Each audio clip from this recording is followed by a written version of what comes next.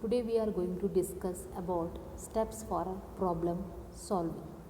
So problem solving is the process of transforming the description of a problem into the solution of that problem by using our knowledge of the problem. So whenever we perform a task or whenever we solve a particular problem, so there are some steps are involved to solve a problem, and they are problem definition, analysis, design, coding, running the program, debugging, testing, and documentation. So before we attempt to solve a given problem, we must understand precisely by the statement of the problem. Now we will discuss all the steps one by one. Okay. So the first step is problem definition. So this is the first step in computer problem solving, and the problem solver should understand the problem thoroughly in terms of the requirements. So this is a very step in a computer problem solving, and here the problem solver should understand the problem thoroughly, means completely. That problem solver should understand what is the problem in terms of the requirements. So requirements means what are the input and what are the output operations to be performed. So whenever you are solving any problem, first we should understand, means the problemer should understand the problem completely or thoroughly, and he should also understand what are the input, what are the output operations, means what is the input value and what will be the output value, and what operations we are going to perform in that problem. And the programmer should extract from the problem statement a set of well defined tasks that can be carried out. And if the problem is not properly interpreted, or if the problem is not properly defined, then we cannot obtain the desired result. If you are not define a problem properly or correctly or precisely, then we will not get the correct result or output. So this is the problem definition. Second is analysis. So the given problem must be analyzed before it is solved. So analysis means before solving a problem, first you should analyze. Analysis means it determines their data items, data types, and a relationship. Means in your problem, what data items you are going to use, what data types you are going to use, what is the relationship between any data which you are performing. For example, if you are using number type of integer, that is a integer type of data, or a floating type of data, or a string type of data, means what type of data you are using and how many data you are using and what operations you are performing. So operations means the arithmetic or a logical. So what type of operations you are performing in the problem, so that you have to specify.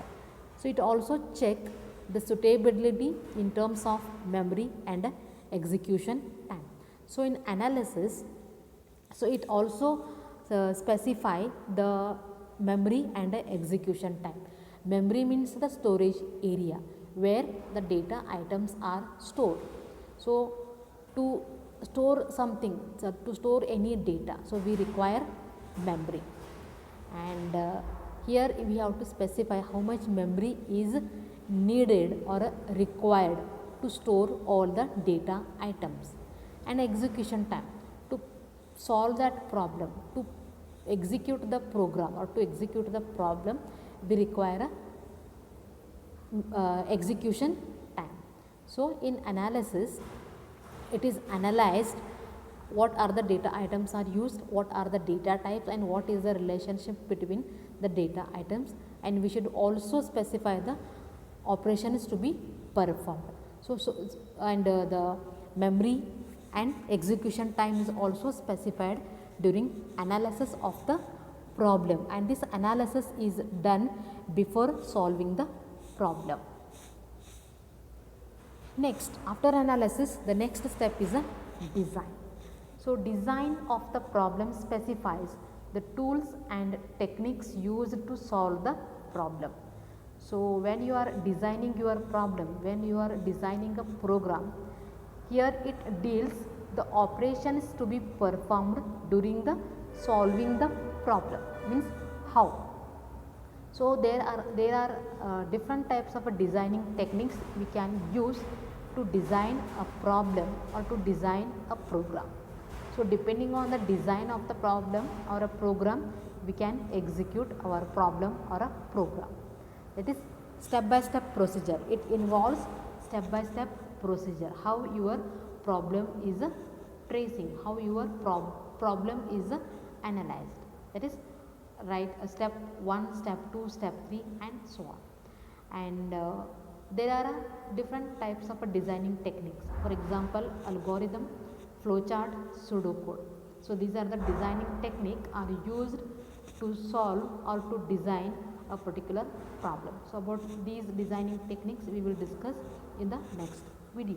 So, this is about the design. The next step is coding. So, coding is nothing but the actual process of writing a program is called a coding or a program. So, what is program? Program is a set of instructions to solve a particular problem by the computer, and the actual process of writing a program is called a coding. Means whatever the instructions we are writing, whatever the statements we are using in the program to solve a particular problem is nothing but coding. Means what you actually write to execute the program is nothing but the coding. The next step is running the program.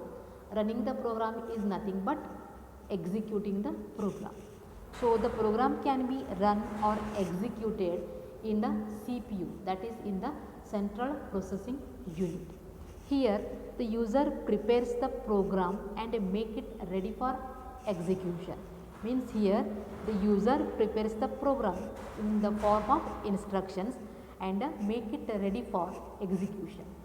Here all the instructions are stored in the RAM, must be fetched one by one to the ALU to perform the corresponding operations. Means when you are executing the program, all the instructions stored in the RAM. RAM means in the primary memory, in the volatile memory or in the temporary memory. All the instructions are fetched one by one to perform the corresponding operations. And after processing, again the data is stored in the RAM, and finally they are transferred to the output device. So, output device means if you want to see your result or output, so through any output device you can see. So, output device means the monitor. So, through monitor we can see the result or output. So, running the program is executing the program or executing all the instructions one by one. Next step is debugging. See, while compiling the program, while running the program, you may get some errors. Errors means the bugs or the mistakes. So, during compilation time or during run time. So, if you get the errors or bugs, then how you correct them? So, the process of detecting and correcting errors in the program is called as debugging. So, the process of detecting means identifying the errors and correcting those errors is called debugging. So, here now you may ask what type of error we may get during compilation time and during run time. So, basically error is an illegal operation performed by the user which results in abnormal working of the programs. So, errors are nothing but it is an illegal operations done by the user. So during the compilation time or during run time, if a user done any mistake, so those errors are remain undetected until the program is compiled or executed. Means during compilation time or during execution time only we may identify the errors or computer display such errors. So what are the errors or what are the types of errors? So first one is syntax error. So syntax errors are the errors that occur when you violate the rules of writing any programming syntax is called a syntax error. Means if you are violating the rules of any programming language, if you take any programming language or any high level language, every language is having some rules. So according to those rules only we have to write the program. If you violate those rules, then it may lead the wrong output or a wrong result. So such kind of errors are called syntax error. So all these errors are detected by compiler. So who detect all these errors? Compiler detect all the errors, and thus they are called as a compile time errors. So these errors are detected by the compiler, and these errors are detected during compilation time. So these errors are called compile time errors. So for example, missing parenthesis. So parenthesis means opening bracket, closing bracket. If you are missed any brackets or printing the value of variable without declaring it. For example, if you are using some value or the value of the variable, but that variable is not declared in your program, so that is also syntax error. Missing comma, missing semicolon. So these are the syntax errors. Okay. Next is a logical error. So logical errors occur during the coding process. When the program codes his program, he must take care of correct operations to be performed.